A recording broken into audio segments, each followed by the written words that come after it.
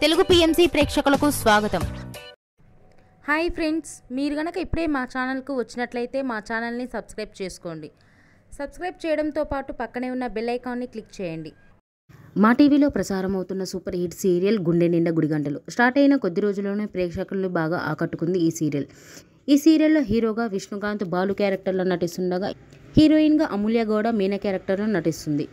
విష్ణుకాంత్ తన లేటెస్ట్ వీడియోని అభిమానులతో పంచుకున్నాడు. ఆ వీడియోని మనం కూడా చూసేద్దాం.